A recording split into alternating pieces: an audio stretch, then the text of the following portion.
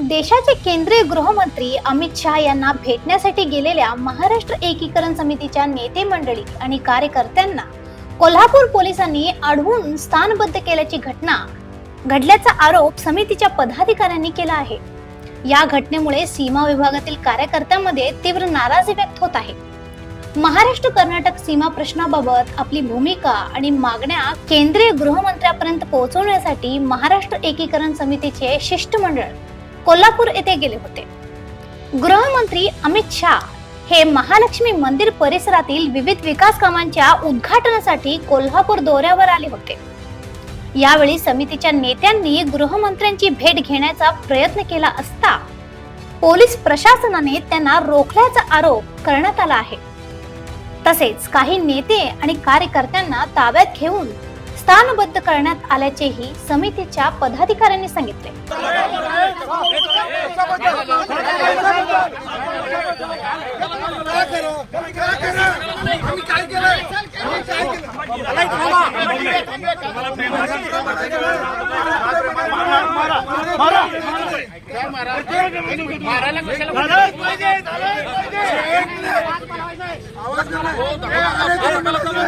अरे तुला म्हणायचं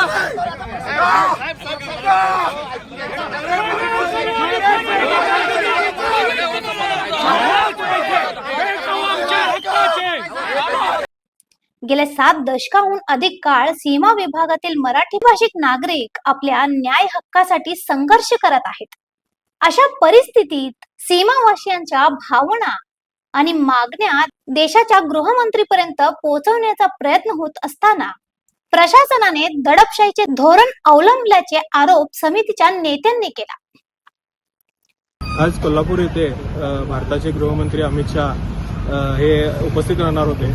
त्या ठिकाणी आम्ही आमच्या बेळगावचा जो सीमा प्रश्न प्रलंबित आहे हा तातडीने सोडवावा यासाठी निवेदन देण्यासाठी आम्ही महाराष्ट्र एकीकरण समितीचे कार्यकर्ते जात असताना हत्तरगी टोल नाक्याजवळ कर्नाटक प्रशासनाने आम्हाला या ठिकाणी अडवलेलं आहे। ते असं सांगतायत की महाराष्ट्राच्या डीसीनी इथल्या डीसीना संपर्क करून इथल्या लोकांना तिथे येण्यापासून अडवा असं सांगितलेलं होतं आणि त्यांनी इथं आम्हाला अडवून ठेवलेलं आहे। पण इथं महाराष्ट्र एकीकरण समितीच्या कार्यकर्त्यांनी ते ठाण मांडून आम्ही महाराष्ट्रात जाणारच आहोत आणि तिथे जाऊन फक्त गृहमंत्र्यांना निवेदन देण्यासाठी आम्ही जाणार आहोत एवढं सांगत असताना सुद्धा त्यांनी या ठिकाणी आम्हाला बसवून ठेवलेलं आहे।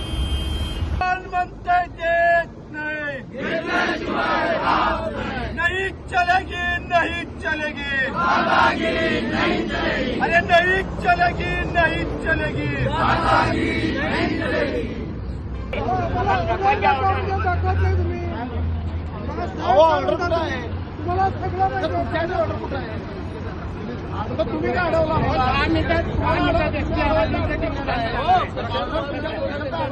या घटनेचा महाराष्ट्र एकीकरण समितीने तीव्र निषेध व्यक्त केला असून महाराष्ट्र कर्नाटक सीमा प्रश्नावर केंद्र सरकारने तातडीने लक्ष घालून सीमावासियांना न्याय द्यावा अशी मागणी करण्यात आली आहे। अशा आणखीन अपडेटसाठी फॉलो करा व्हॉइस ऑफ तेनुग्रामला।